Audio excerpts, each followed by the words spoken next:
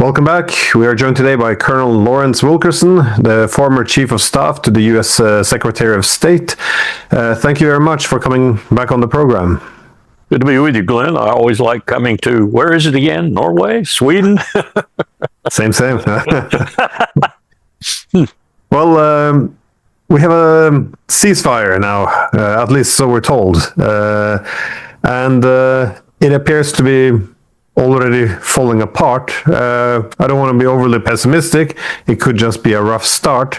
But given the dispute over whether or not Lebanon should be a part of the ceasefire, it appears that a key component is being challenged. How are you assessing the situation, the possibility of actually arriving at a peace here? First, as a military professional, I have to offer the opinion that I've been around a few ceasefires, both Chapter 6 and Chapter 7 and other things. And it's difficult. It's extremely difficult. You got to give the first week or two even to establishing it. That's the first point. Second point is with Iran, it might be even longer because they have had a lot of their communications to outlying forces, if you will, destroyed.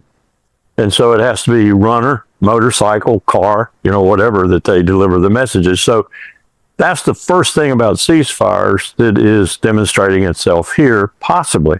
But the second thing, and you insinuated it, and it's more important, there's no inclination whatsoever of Bibi Netanyahu to stop in Lebanon.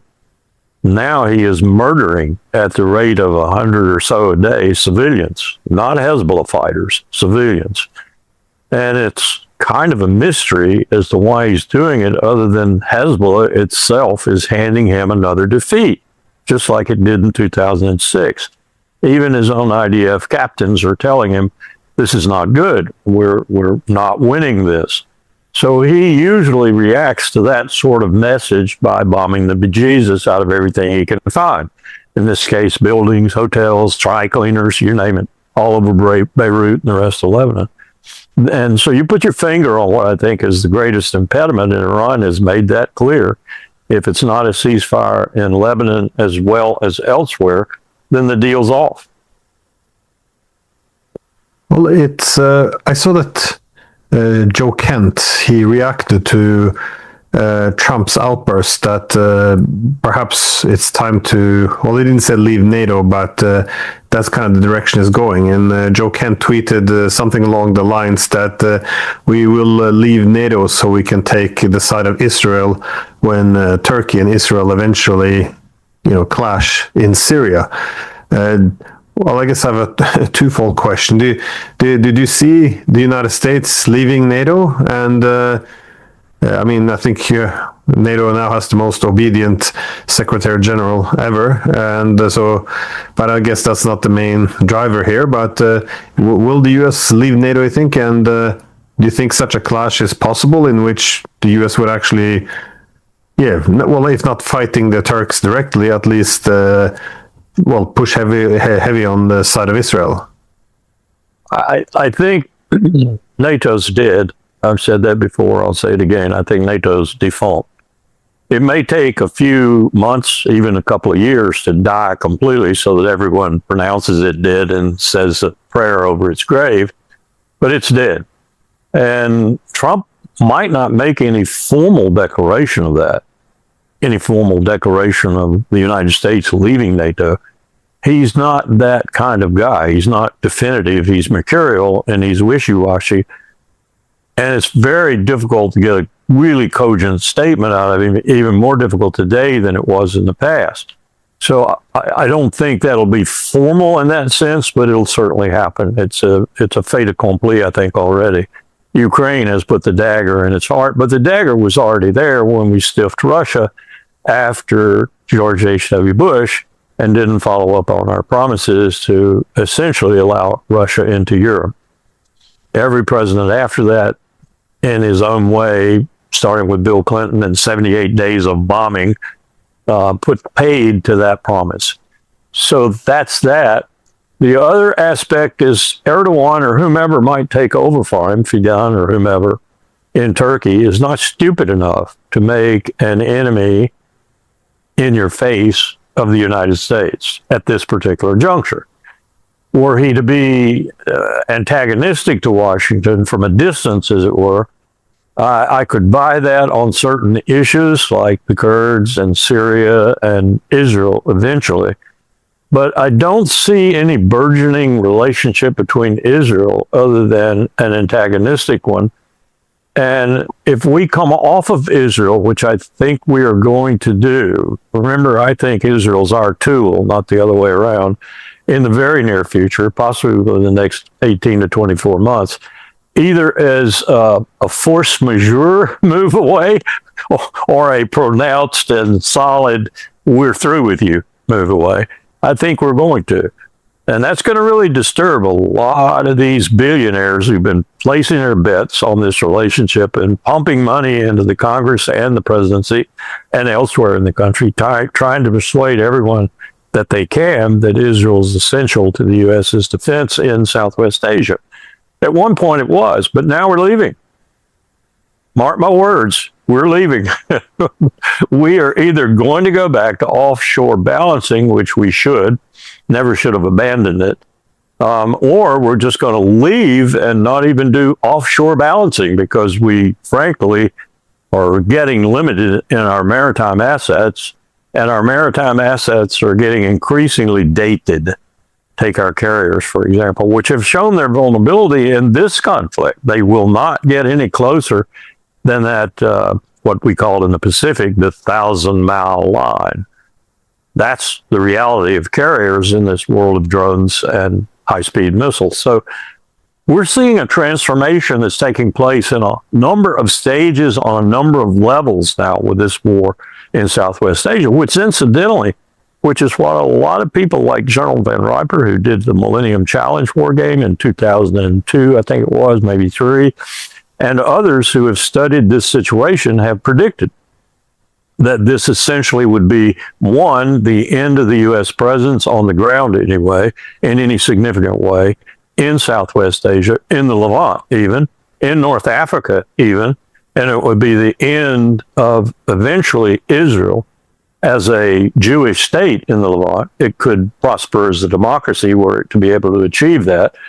And it will probably be the end of even maritime interests in the region, since we are now exclusively only dependent on ourselves for both LNG and oil. And the only country that we have that really ties us strongly to the Strait of Hormuz, other than the global impact on the economy and so forth, were it to be closed for an extended period of time, is Japan. Because Japan still gets much of its product through the Strait of Hormuz from Southwest Asia. That really has been the strategic interest of the United States for some time, not its own petroleum, but Japan's petroleum. And that relationship is getting very dicey too at the same time, for many of the same reasons, colored a bit differently. Korea, the other countries in the region that are beginning to see what we really are, most staggeringly Korea, because I think what I'm hearing from the peninsula is get out of here, leave, the faster the better. But they just don't have the politicians yet to take that on and do it. Maybe Kim Jong-il might help them a little bit, Kim Jong-un. So it's all unraveling. The entire global framework that we crafted after World War II, mostly at our immediate behest, it's unraveling, or mistakes, you might say, but it was inevitable. It was inevitable. As Colin Powell said to me in 1989 at Fort McPherson, Georgia, they're all gone, Larry. The Thatchers, the Mitterrands, the Coles, the Majors, they're all gone. When they are all gone, and when people who don't have their feet in the war, even as 12-year-olds, are in charge, the world is going to change majorly, and you're not going to like it, Larry. He was right. Why did he say that? Why? Oh, I know why they left. I mean, but why are there no qualified politicians replacing them? He had seen, and this is my surmise because we only talked about that specific issue a couple of times over the years ensuing, 16 years. Most notably when I was working for him in a private capacity between 97, my retirement, and his assumption of the State Department along with me in 2000. December 2000. When we were doing things like going to Nigeria to oversee with Jimmy Carter and the Carter Institute the election at that time of Okanubi, and other things like that, going to Haiti, for example, to see if we could calm things down there. And we had a chance to chat about it again. And I think his principal concern was that what H.W. Bush had started, and even he himself at the end of his term in 93 had started to befoul the nest of, that is a rapprochement of significance with Moscow, bringing them into the political alliance as well as the military alliance, and then spreading it out into a new European security architecture, which would include Russia. When he was thinking about the possibilities of that actually happening and realizing how fragile the chances were that it would happen, then he saw chaos. And he saw the chaos not so much because there were no Coles or Mitterrands, that was part of it, certainly, but because the memory in the population at large, like most memories of cataclysmic events, would be so fragile, if not gone, that there'd be no force, if you will, to keep them together, and no force to keep us in their midst. And I think he was right.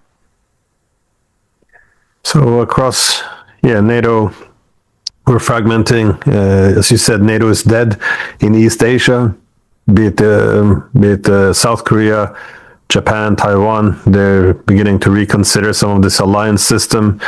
But how about West Asia? How do you see the United States either leaving or being kicked out of West Asia? And is this because the Gulf states decide the alliance is a vulnerability? Is it that the United States loses interest, or is the U.S. essentially expelled by, for example, Iran holding on to the Strait of Hormuz and putting crushing limitations?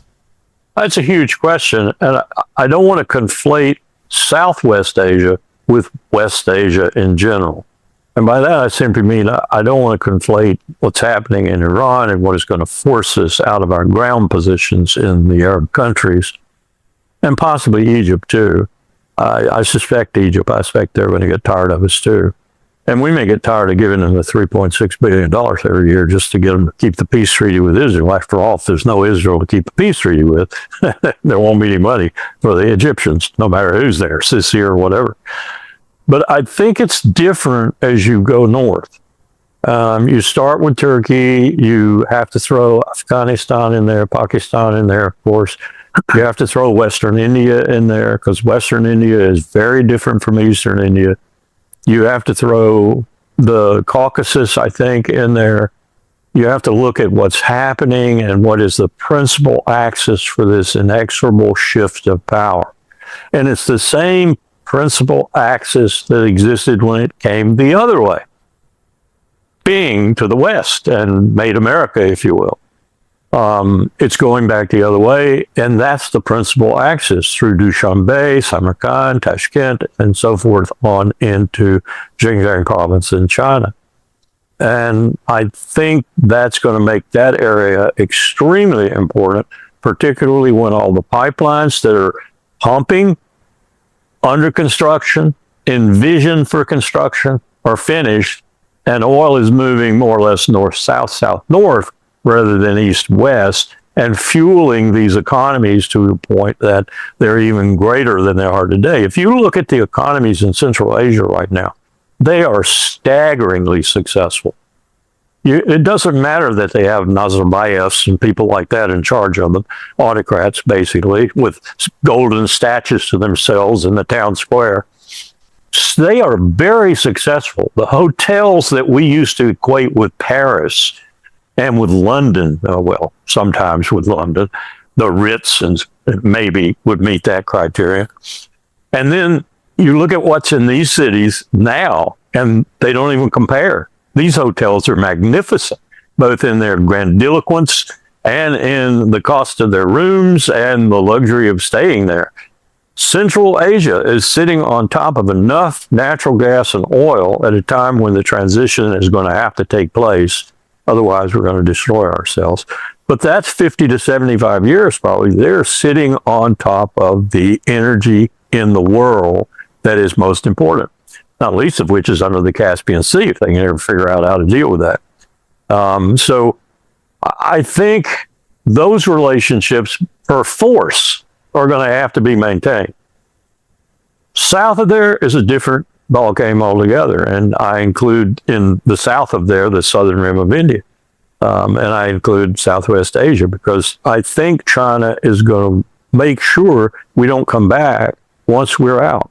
And I'm confident we're going to be out, substantially out. We'll sell battle groups and strike groups and things through the South or through the North Arabian Sea and through the Indian Ocean in general. And maybe our relationship with the Indian Navy will stay solid, because though Delhi's not all that happy with it, the Indian Navy is very happy with operating with the U.S. Navy.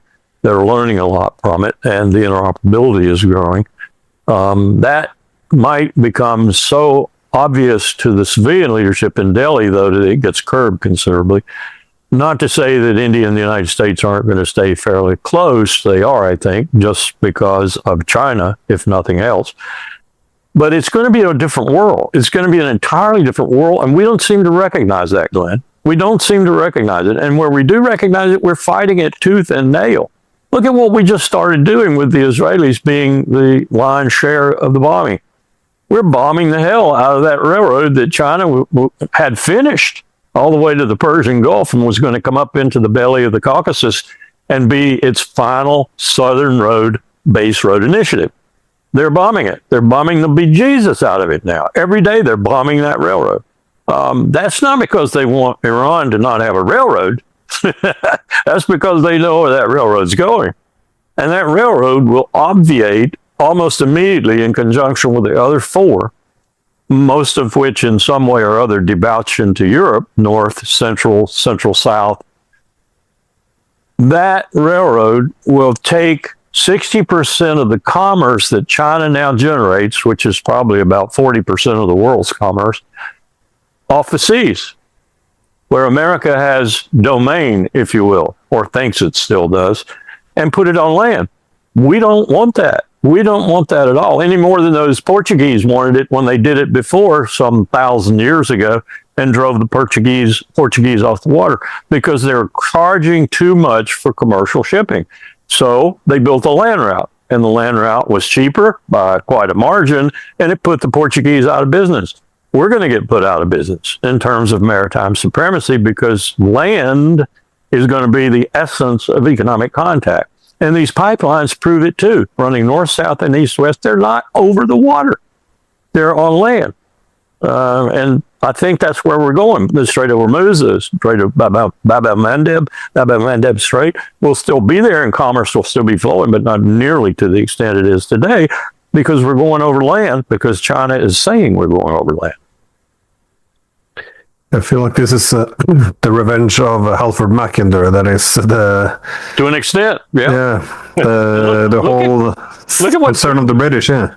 Look at what Putin's got to do. He's got to make a decision here. And I see him thinking about it. Every now and then he'll make a remark, or Sergei Lavrov will make a remark that leads me to believe that they're thinking about it and they have people working on it. But which way does he go?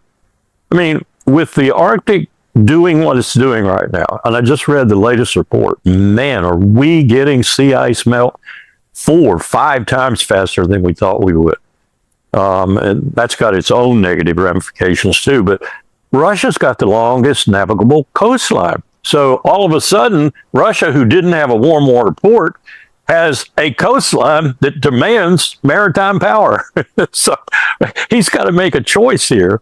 I mean, he's got significant maritime power, principally in his submarine fleet, but he's got it elsewhere too. But I suspect we're going to see Putin building more icebreakers in particular, and he already has a horde of them, and other ships that can ply the Arctic as the Arctic becomes more pliable. And he's going to have to think about becoming, at least in that direction, a maritime power. So he's going to be both. He's going to be the world's biggest, outside China, land power, and he's also going to be a maritime power. And I heard someone the other day, I think it was Doug McGregor, I wanted to reach into the screen and shake Doug. I wanted to shake him. He said China had no maritime interest. The largest deepwater fishing fleet in the world, 6,000 ships fishing so ardently in the Antarctic that the Antarctic Council had an emergency meeting over the depletion of the krill, the basic building block of protein on the face of the earth. And so, I mean, China has no maritime interest. Come on, Doug, wake up. You're too much a soldier.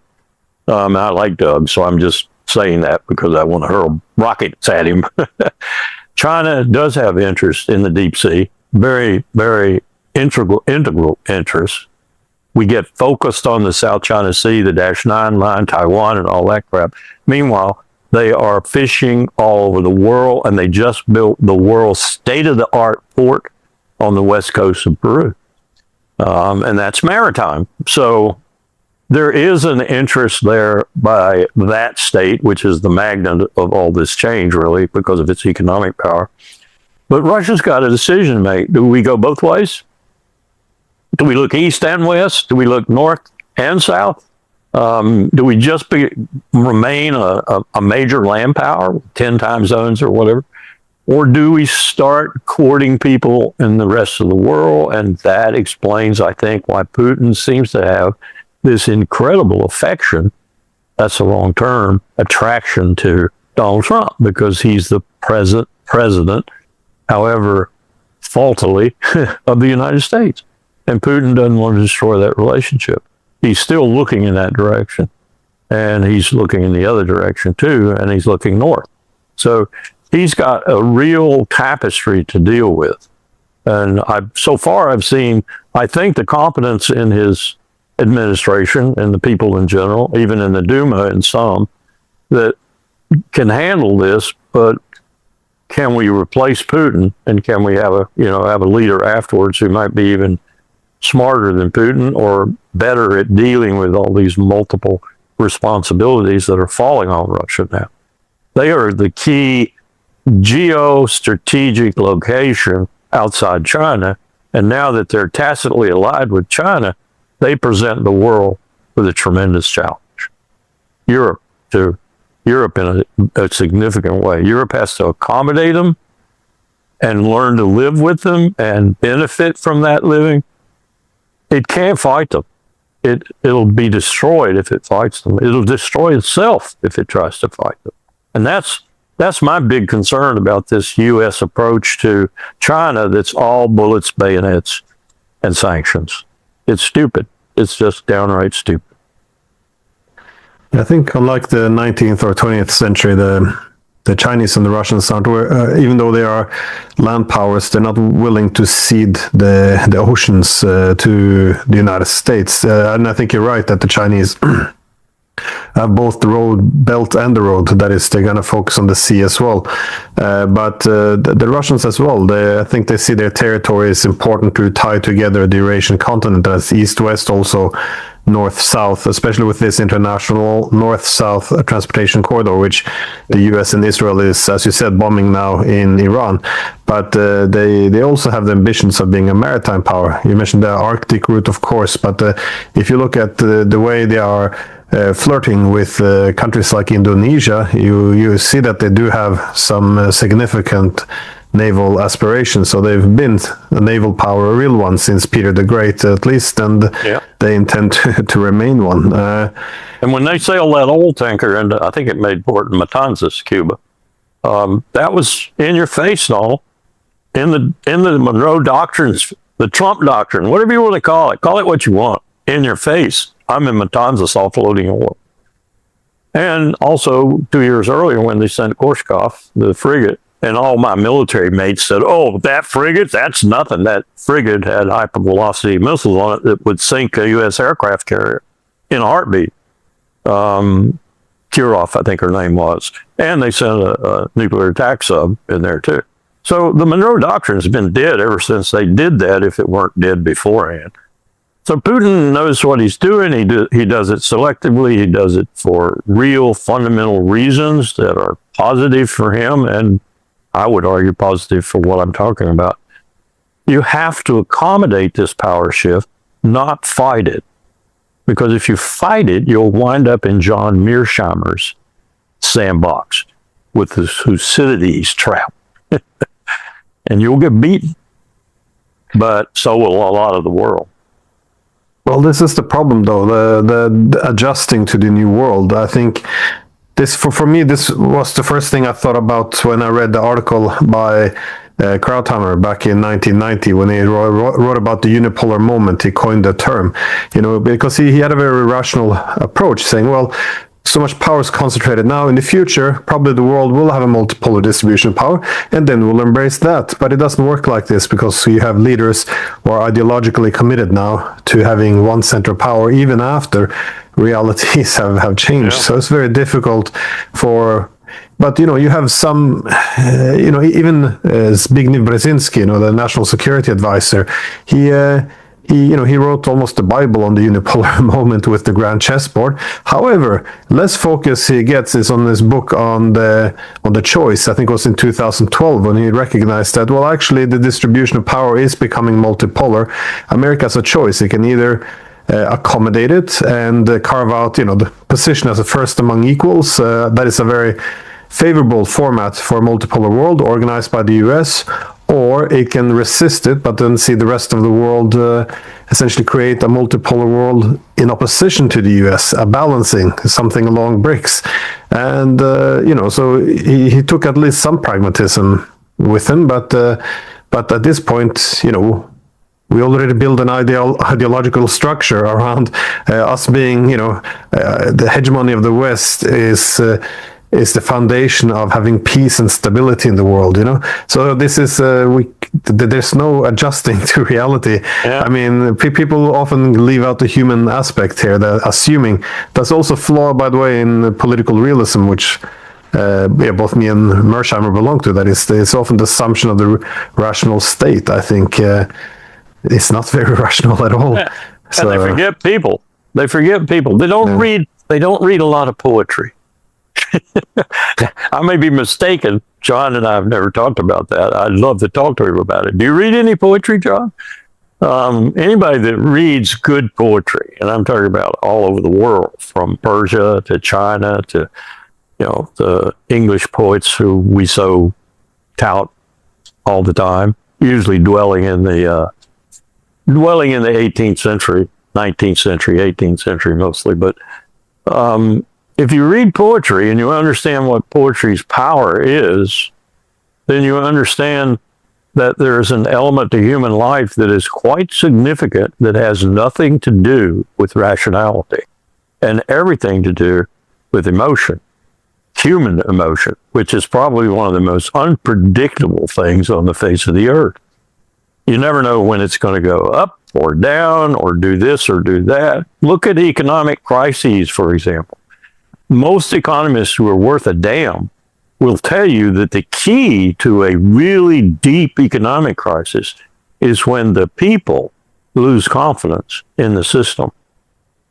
You can take all the statistics and put them out there and array them and say, oh, there's going to be a depression. There's going to be a recession. If you still have the people's confidence, you can work your way through it. You can just see a few of those things indicating something bad is coming, and the people latch on to that, the people being the majority, and lose confidence in the system, and it completely collapses. That's really what happened in 29 to 32 in this country when we had a Great Depression. Because if you look at the power indices and you look at what we had, you could see what we were going to do in World War II.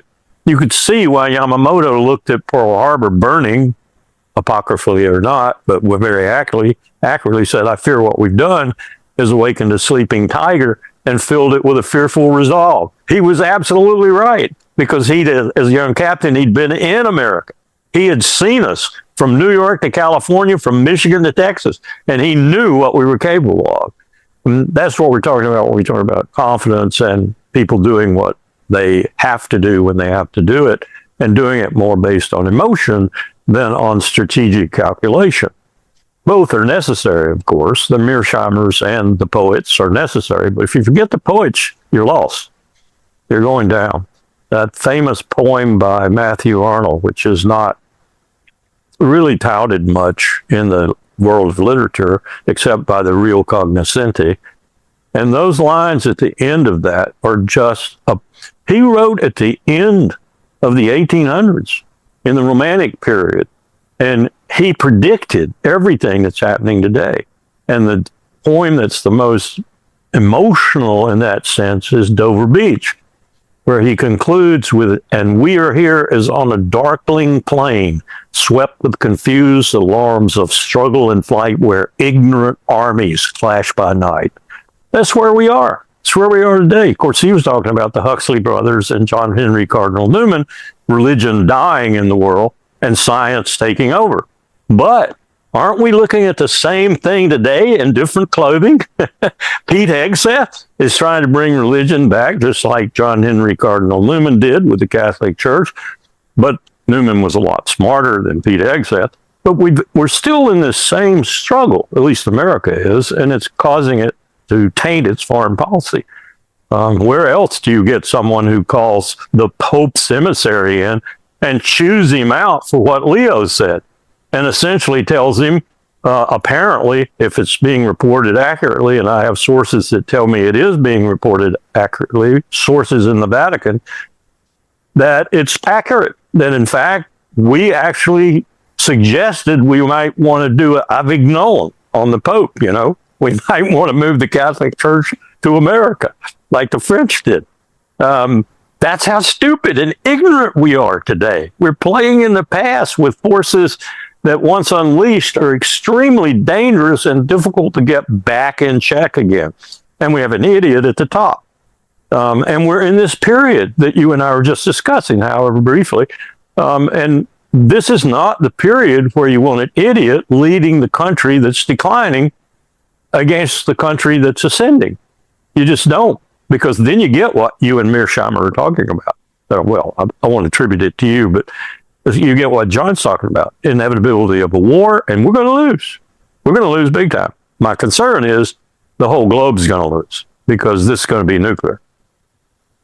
Well, the problem is often when the social scientists put together theories, but it assumes it's the same people when we're rising as when we're declining. I think we need more strategies and theories on how to manage decline, because when societies are rising a bit economically or whatever, it's they usually then begin to embrace a very cosmopolitan mindset, openness, all of this. When there's decline, it's in human nature, you retreat into the tribe. Then after this you will have more vicious nationalism, into paranoia. Yes, very much so. So when you're declining, it's not just we have to plan for a weaker army, a worse economy, but you also have to take into account a very tribal mindset, more angry, more vulgar, more aggressive, and more hateful of adversaries. I mean, I find it often shocking that people don't appreciate how hateful we have become. I mean, if you open any newspaper and read about our adversaries being the Chinese, the Iranians, the Russians, forget about even discussing rationally what their interests are, but the way they are portrayed, I mean, there's something horribly happening in our societies, and we can't even talk about it. It's quite fascinating. And a manifestation of that, a recent manifestation, not that it hadn't manifested itself before, was the assassination of Charlie Kirk. Which, incidentally, Glenn, I don't know if you're following it at all, but we still don't know who did that. We know categorically that the person they arrested, the rifle they have in possession, did not do the assassination. So what are they doing? What is the Trump administration doing with this incident, which doesn't rival a presidential assassination or even Dr. King's assassination or Bobby Kennedy's assassination? But it was an assassination of a leading figure, and it associated itself directly with Israel and the U.S. relationship with Israel in a way that many people in the intelligence community in this country think is damning of Israel and damning of its prime minister. And yet we're not even looking at it anymore. I can't even find it anywhere in the press. This is terrible. That we do things like this, that we just hide these crimes and push them away when we can't find a convenient scapegoat, or, Lee Harvey Oswald, for example. I'm not trying to compare Charlie Kirk with John Kennedy, but it is the same kind of phenomenon, and it's the same kind of symptom of decay of empire and decay of thinking and decay of brain power. You could even go back to the Vietnam War and say that's where it started significantly for the empire. Anyway, it's a mess. It's a mess. And we're not going to get out of it by fighting our way out, by sanctioning our way out, by challenging everyone in the world to a duel. That's not going to work. Yeah, it contributes to further polarization as well. I mean, at least if there's openness and investigations, then and airing out the problems, then a society can at least organize, find consensus around the truth. As whenever it is hidden, then society will always polarize and follow convenient narratives instead. I did want to get back to something you said before, though, in terms of the consequences of the Iran war. You mentioned that if there is an Israel. And I thought, this is an interesting point, because it begs the question to what extent this permanent damage being done has already been done during this war, which might not be over. I would bet it's not. But do you see Israel being in danger, and can the Gulf states recover from this, essentially go back to the way things were? I think not. Especially your latter statement, to the way things were. I think that's impossible now. If it's not impossible at this moment you and I are talking, Glenn, it's impossible because Iran is going to make it impossible. I think that's a fait accompli.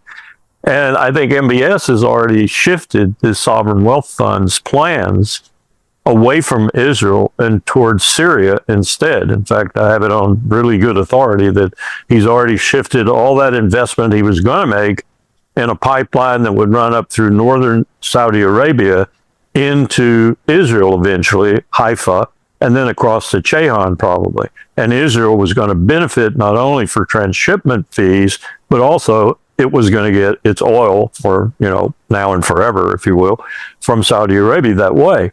Now he's shifted all of that over to Syria. Quite a decision if it has been made. And like I said, I have some pretty good sources that tell me it has been made.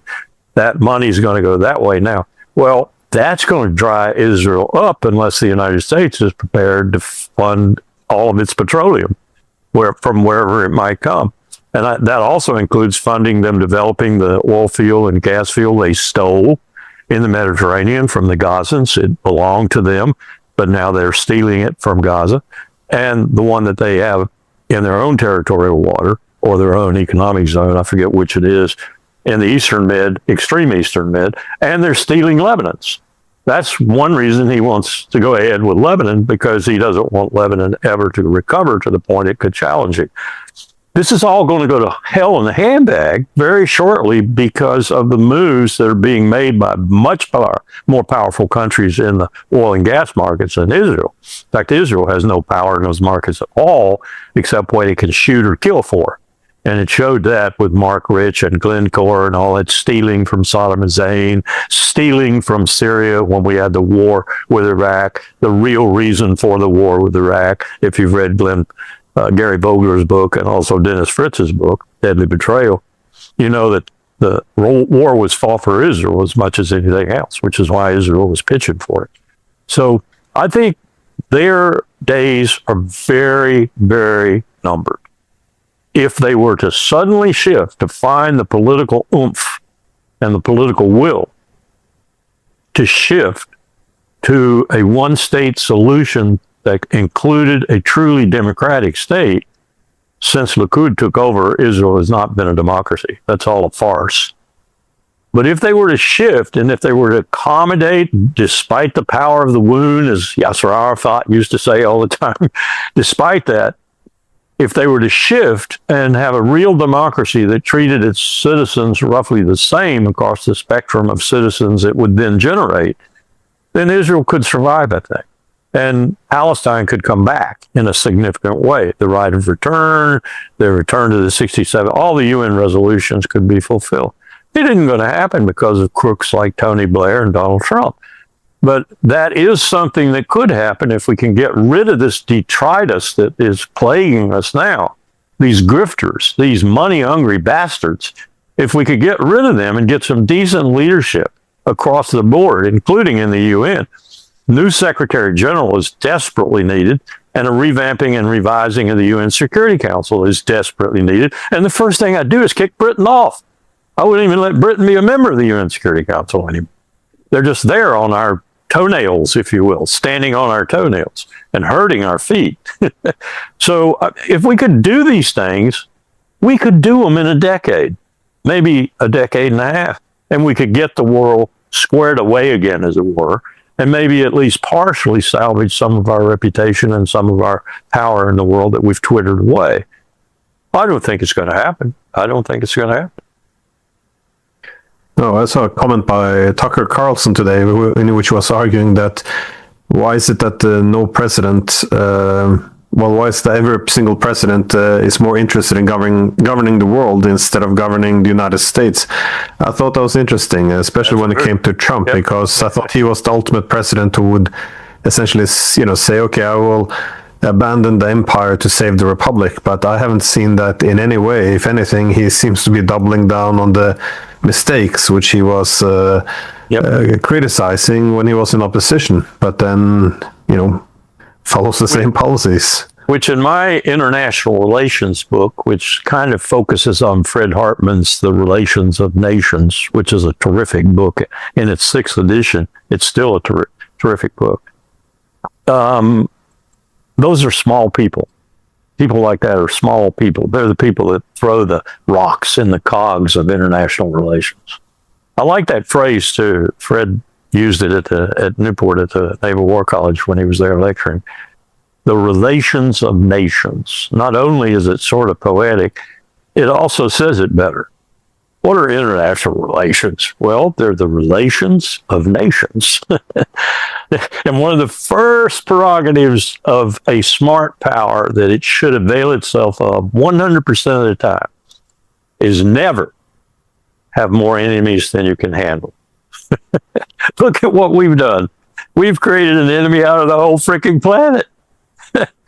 It's incredible. The terrible leadership we've had since roughly H.W. Bush.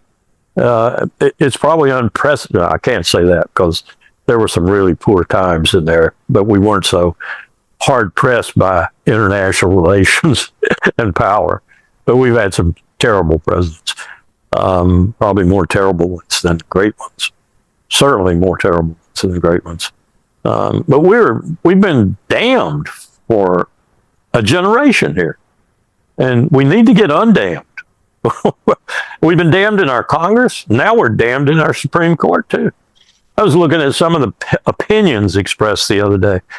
We have this amendment going to change the Constitution with a very short amendment that would just eliminate the effects of Citizens United and the decisions before it, which would be a terrific boon to our political process to get all this black money out of it. And we've been stunned at how fast it's moving. We already have 26 states. We only need 39, I think. 2/3 of the states, 2/3 of the Congress, 3/4 of the states. I think we're going to get it, and we're probably going to get it within the next 5 or 6 years, which will be a real boon to our political process. But 5 or 6 years, you can destroy yourself. And with this kind of leadership we have right now, we just might do that. Yeah, I was speaking to Judge Napolitano. I actually had him on this program, and he expects a civil war. So there's a lot of pessimism going, but in what you mentioned with the institutions and all being corrupted under this power is one thing, but also the international system. One should ask whether or not empire or hegemony becomes a curse, because if you go back to the 1990s, not only was the US admired by the whole world almost, but the leading foreign policy or strategy by China, Russia was to get along as well as possible with the United States. It's I wouldn't only put the US in this category. The Europeans have been no better themselves. I mean, they were also seen as a preferable partner to a lot of countries, but the way you see now, essentially all of this being reversed, the power diminished, the reputation diminished. I have a feeling if we hadn't gone down Krauthammer's path of, not just the hegemony of the U.S., but this effort of having the hegemony of the political West. It could have been very different, but we are where we are, and I did want to ask you though how you see. Again, I just want to get back to the ceasefire again to go full circle here. How do you make sense of this? Because as the ceasefire is now in place, we also see troops being mobilized or sent to the region. Is this just as a insurance, like reassurance? Because in Iran, of course, they're not trusting, for good reason, much of the diplomacy. They see it as being very deceptive. Is this primarily an effort by Trump to get out of a horrible war he didn't want to be in? Or do you see Trump also buying time for a possible escalation? It doesn't necessarily have to be one or the other. It could be, of course, trying to end the war or taking advantage to ramp it up. But how do you make sense of this ceasefire? I think there are two ways to look at it. More than two, but two principal ways to look at it. One, it's another subterfuge, just like you suggested. And I think probably Abbas Araghchi, the foreign minister of Iran, is looking at it that way right now. And maybe Pezeshkian, the president, and maybe the speaker of the Majlis and others too. I would if I were they.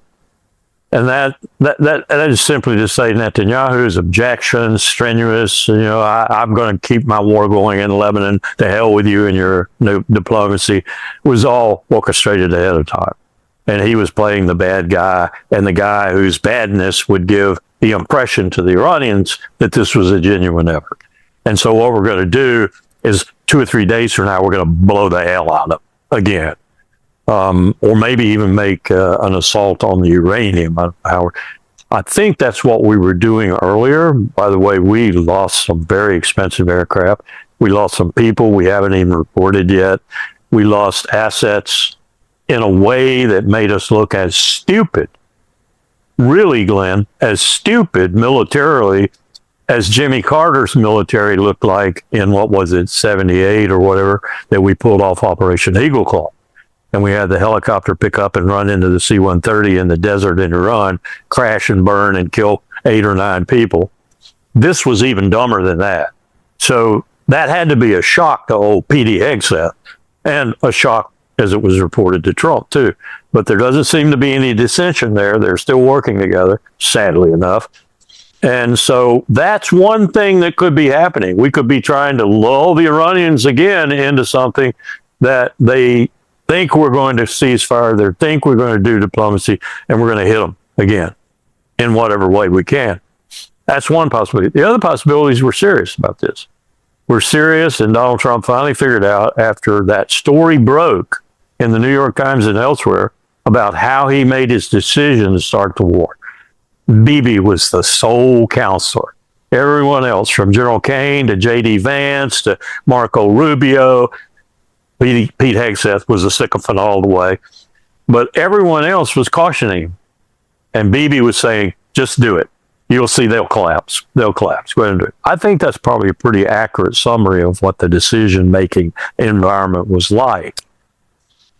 So is he really serious? And being serious would mean figure out a way you can get out of this war and declare victory. And to hell with Netanyahu.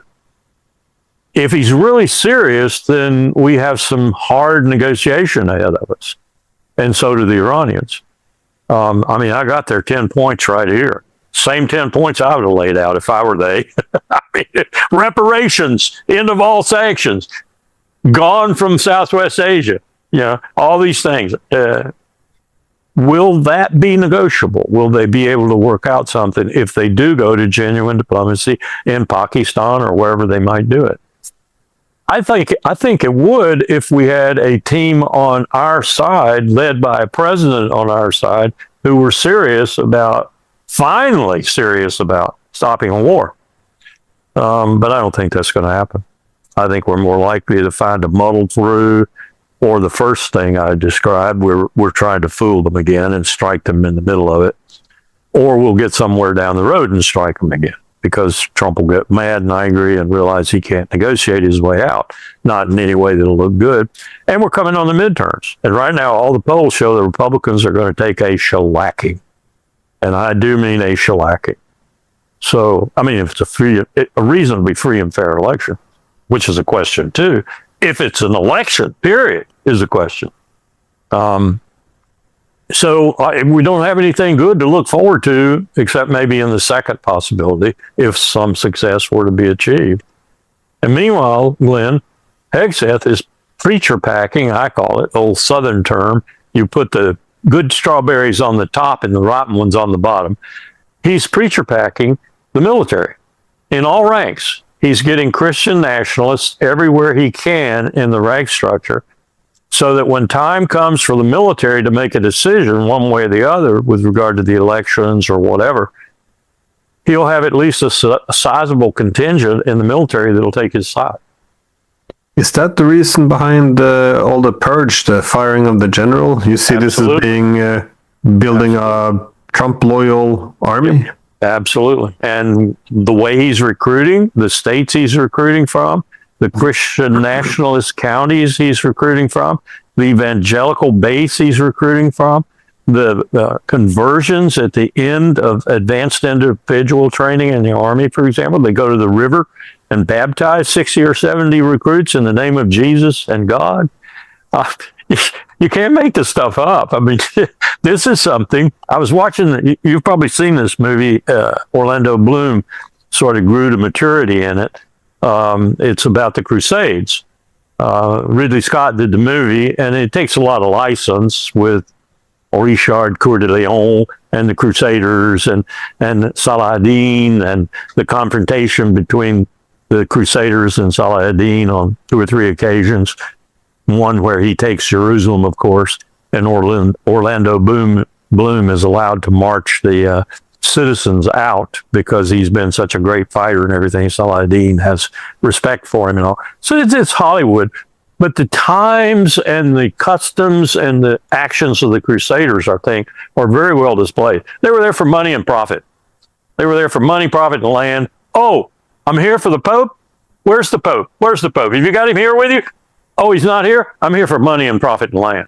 I mean, and even if the Pope were there, he'd say, oh, of course you're looking for money, profit, and land for the Catholic Church.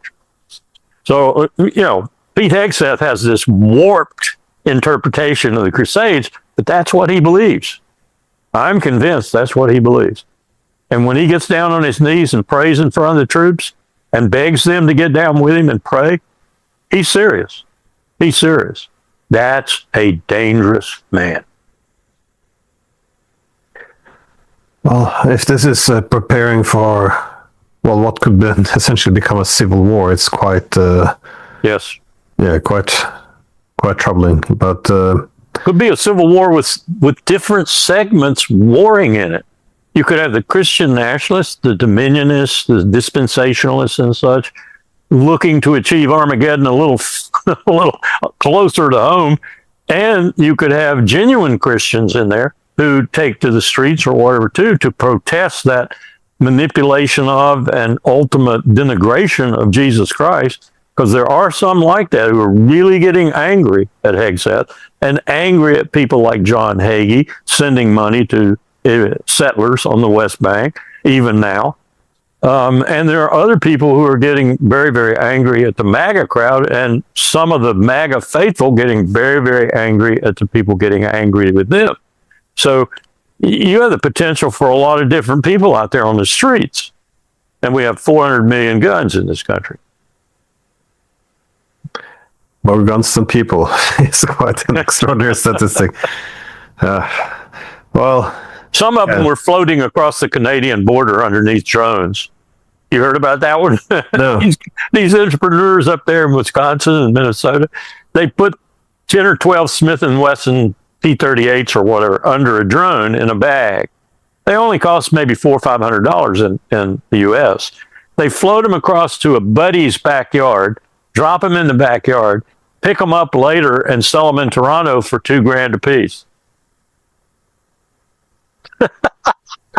It's the invasion of Canada. Yeah, that's what you get for these new technologies. It's driving the FBI crazy. Well, thank you for taking time. We're almost out of time. So I wish there would be some more happy news, more optimism, given that the war possibly came to an end and the ceasefire still is in place. One would hope, yeah, we would have some optimism, but I don't see it quite yet. But I don't either. And I tell you, the place I would most not like to be, because I'd probably get so angry I'd get myself killed real quickly, but is in Lebanon, where they're just killing men, women, children, anybody that happens to be under their bombs. yeah. Yeah, so BBC reported on it that Israel had struck Hezbollah command centers across the country, and this, well, what you're seeing is just residential buildings being blown up with women, children, and men, scattered. So it's quite horrible. I have a couple of friends there who tell me that it is absolutely the worst they've seen, and they've been there for a long time, so they've seen a lot of bad times. You don't know where to go. You don't know where to turn. You walk out in the street and there's a bomb. Just feels like everyone can see where this is going, and no one is trying to, go for course correction. It's not just the Middle East. You can say the same about Europe. I can see where this is going. That is the war against Russia. This is gonna escalate very soon, and it's very predictable where we're gonna go. And again, nothing. It's quite depressing. There are some people out there with gasoline cans just sprinkling it. Yeah. Well, thank you for the time. Thanks again. However morose it was. 大家好，现在来说一下我自己的个人观点。听完劳伦斯·威尔克森上校的访谈，我算是豁然开朗，彻底看明白了现在国际形势了。没有官话倒话，全是大实话，直接把世界格局的变化给大家理顺。咱们普通人虽然不能左右国家大事，但看懂这些底层逻辑，就不会被新闻带走，心里更有数。整个对话最核心的两件事，就是美国霸权在衰落，世界正在重新洗白。威尔森说得很直白，美国一家独大的时代早都过去了，北约越来越没用，中东乱成一锅粥，跟中俄关系越来越僵，这些不是偶然，全是美国霸权撑不住的表现。别看美国表面还很强，其实军事频繁碰壁，盟友越来越不相信了，就连双倍都慢慢过时，只是在硬争面子而已。最让我警醒的是，当狠狠地批评了现在很多国家不理性的决策，有些领导人被意识形态和权力冲昏头脑，完全不顾普通人的死活。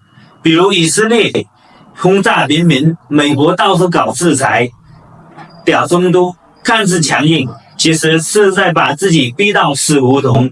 大国博弈从来不是你死我活，不讲人性，不讲道理，最后只会两败俱伤。还有一个关键点，世界多极化是挡不住的一个大趋势。中国的一带一路、中亚能源发展、俄罗斯战略布局，都让世界不再听一个国家的话。对咱们普通人来说，这其实就是好事，没有谁能垄断规则，各国平等相处，世界也更稳定，我们的生活也更有保障。当然，转变过来肯定是不太平的。中东停火反反复复，北约内部分裂，美国自己也乱，这些都是万时代的表现。但还特别关心美国的问题，国内分裂严重，宗教极端思想的抬头，军队被政治妥协，僵尸泛滥，金钱操控政治。一个国家真正的强大，从来不是靠打仗和霸权，而是内部的团结、治理理性、尊重百姓，自己先乱了内部，再打着霸权也会坍塌。总的来说，威尔克森的话虽然有点悲观，但都是大实话。我们不用焦虑，只要保持清醒就够了。世界在变化，权力在转移，各国需要相互尊重，别搞极端对干，才能守住和平。国际大事离我们真的不远，油价、物价、工作机会、安全环境，全都跟我们生活息息相关。希望大家都能调出这一个视角，理性看待世界，看懂时代的变化，守住我们自己的清醒，不要被西方的谣言诡计所迷惑了。谢谢大家。